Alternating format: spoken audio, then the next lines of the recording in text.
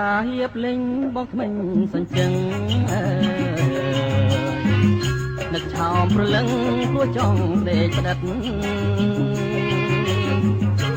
មិនបានខ្លួនប្រា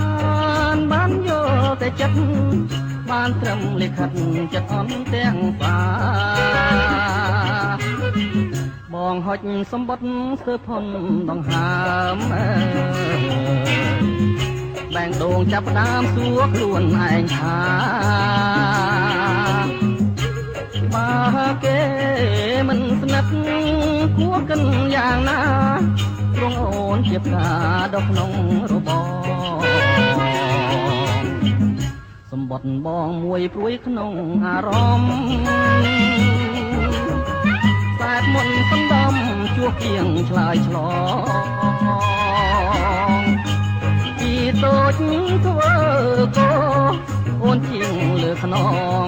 នាងជាកំរងបន្លកស្នេហាសម្បត្តិថ្ងៃនោះចាឈ្មោះអូនបងអើ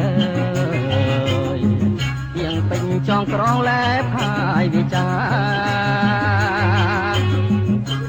បងលូនលន់តួ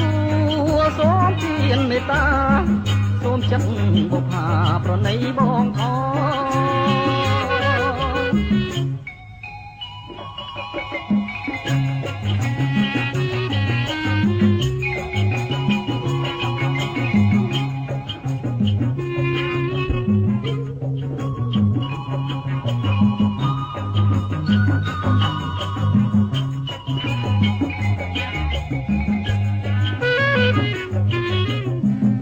សម្បត្តិបងមួយព្រួយក្នុងអារម្មណ៍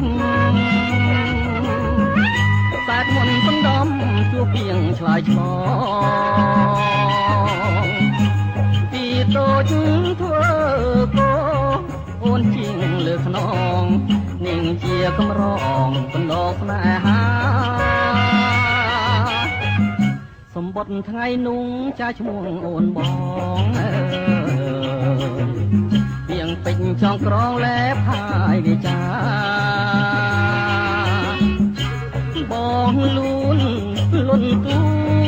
សូមទានមេត្តាសូមចិត្តបុប្ផាប្រណីបងផង